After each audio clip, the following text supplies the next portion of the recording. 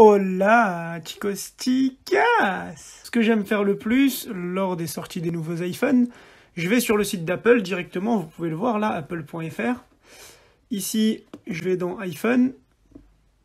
Ici, je vais dans comparer. Et ici, je choisis les modèles d'iPhone. Donc, voici les modèles que je vais comparer. Si quelqu'un travaille chez Apple ou connaît quelqu'un qui travaille chez Apple, j'aimerais bien que vous leur faites remarquer ça, puisque regardez, il y a la même chose. Ici aussi, et pour la lecture, c'est pas simple, puisqu'ils l'ont pas mis dans la même catégorie. Je vais vous expliquer plus en détail. Voici l'explication. Ici, par exemple, il met cette ligne-là pour les trois, c'est la même chose, mais on est obligé de le relire, donc du coup, ça fait mal aux yeux. Et lorsqu'on est un peu plus bas dans la fiche technique, on peut voir que dans Apple Audio ou dans Lecteur Audio, on voit qu'ils ont la même chose, donc ils l'ont mis dans la même catégorie. C'était juste une information, et on commence par la vraie différence entre tous ces iPhones. Avant de passer au début de la vidéo, j'ai oublié de vous montrer quelque chose. J'aime bien aussi aller sur Wikipédia, écrire iPhone, parce qu'ici aussi, on a vraiment pas mal de choses. Le gars qui met à jour sur Wikipédia, on le remercie, parce que lorsqu'on descend vraiment, et là on voit, il l'a justement super bien fait. Venons-en à nos moutons. Alors, dans cette vidéo, moi je voulais vous parler surtout de tous les iPhones et la différence entre ces iPhones. Pourquoi acheter tel iPhone ou tel iPhone? Voilà, vraiment l'idée c'était de vous aider au maximum avec les informations que moi je connais. Alors notion, quand je dis tous les iPhones, je parle vraiment des iPhones donc avec le Face ID. Ça veut dire à partir de l'iPhone X, donc l'iPhone X qui était le premier, donc la révolution on va dire dans les iPhones puisque c'est le premier iPhone qui a permis d'enlever le bouton Home, donc d'enlever le bouton principal qui était tout en bas de l'écran. Et voilà, pour moi, cette gamme-là que j'ai mis en comparaison ici, c'est la continuité de la gamme. Après les autres gammes, c'est pas que j'ai pas envie d'en parler, c'est juste que dans les autres gammes, ça va être vraiment des différences minimes. Après, si vous voulez, au début de la vidéo, je vous ai expliqué comment faire pour vraiment comparer les iPhones. Vous pouvez directement les comparer là-bas. Alors, c'est parti pour la comparaison.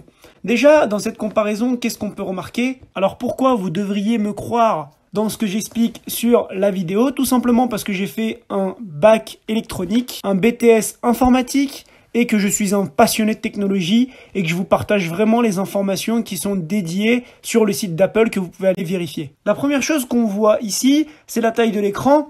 Il faut vous poser la question et vous dire, est-ce que j'ai besoin d'une taille d'écran plus grand, donc je change d'iPhone ou pas? Déjà ça, c'est la première question que vous devez vous poser. Par la suite, venez, on ne parle pas du 4G ou de la 5G, puisque en France, en 2020 en tout cas, la 5G n'existe pas encore. Vous allez me dire oui, par précaution, il me la faut. Pas vraiment, puisqu'on ne sait pas quand est-ce que ça va être déployé. Après, je vais passer des détails comme par exemple Dolby Vision jusqu'à 60 images par seconde.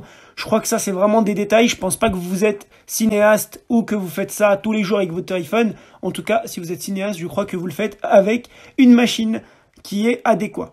Ici, on voit un petit trait donc qui sépare le ultra grand angle. Donc, ultra grand angle, c'est jusqu'à l'iPhone 11 Pro. Et après, les autres, ils le font pas.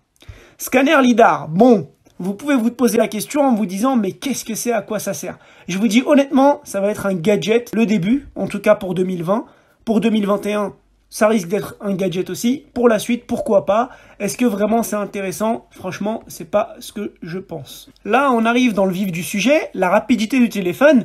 Et là, on peut voir que l'iPhone X, c'était le processeur donc A11. C'est en fait la rapidité du téléphone. Après, on a le A12, le A13 et le A14, qui est logique. Tous les ans, ils en sortent un nouveau plus puissant, plus rapide. En tant que déteneur de l'iPhone X, donc le premier en 2017, ce que je peux vous dire, c'est qu'aujourd'hui, mon téléphone est toujours aussi rapide.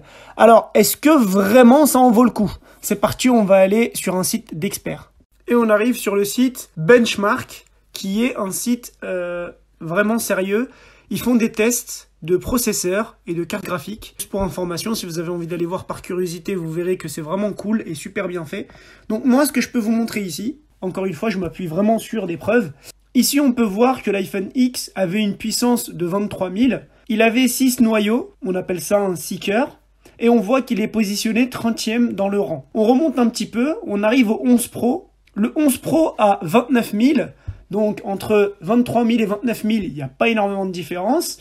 Le nombre de noyaux, il y en a 6 aussi. Au final, c'est plus ou moins le même processeur qui a été un petit peu plus boosté. Est-ce que l'on a réellement besoin pour ce qu'on fait tous les jours? Pas vraiment. Et on arrive au iPhone 12, donc l'iPhone 12 Pro, qui est le dernier aujourd'hui, qui est sorti en 2020, 3 ans plus tard.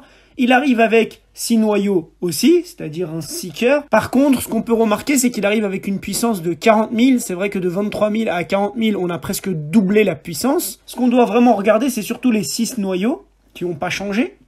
Le RAM, bah, c'est normal, encore heureux qu'il ait remonté dans le rang, puisque c'est le nouveau modèle. Mais est-ce que vraiment on en a besoin?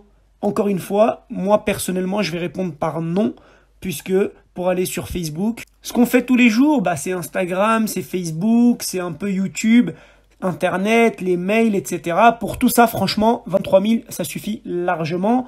Même si vous faites un petit peu de montage vidéo avec eMovie, c'est suffisant. En tout cas, de 2017 à 2020, 3 ans, ça va encore.